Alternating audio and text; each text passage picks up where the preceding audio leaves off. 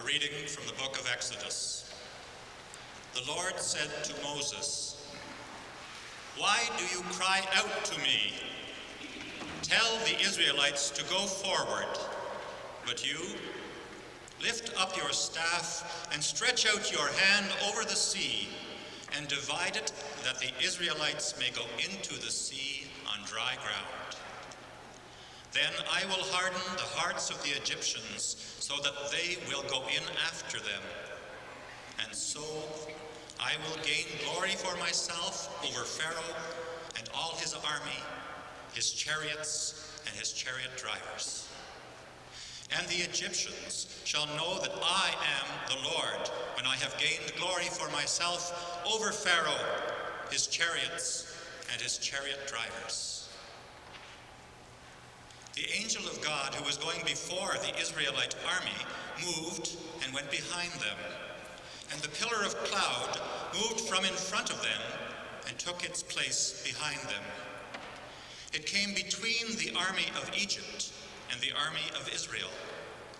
And so the cloud was there with the darkness, and it lit up the night.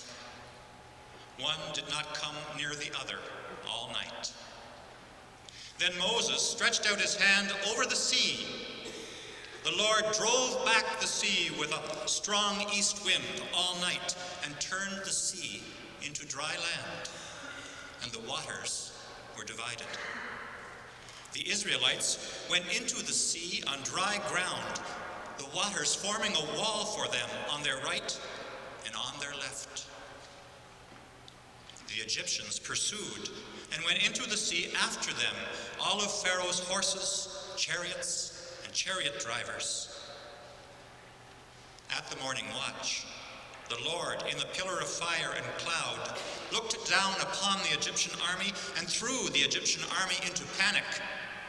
He clogged their chariot wheels so that they turned with difficulty. The Egyptians said, "Let us flee from the Israelites, for their Lord is fighting for them against Egypt."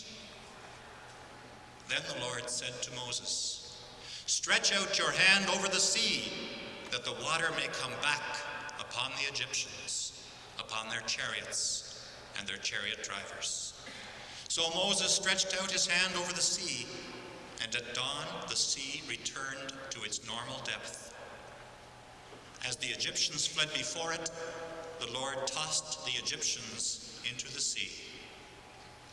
The waters returned and covered the chariots and the chariot drivers and the entire army of Pharaoh that had followed them into the sea. Not one of them remained. But the Israelites walked on dry ground through the sea, the waters forming a wall for them on their right and on their left. Thus the Lord saved Israel that day from the Egyptians, and Israel saw the Egyptians dead on the seashore. Israel saw the great work that the Lord did against the Egyptians, so the people feared the Lord and believed in the Lord and in his servant Moses. The prophet Miriam, Aaron's sister, took a tambourine in her hand, and all the women went out after her with tambourines and with dancing. Moses and the Israelites sang this song to the Lord.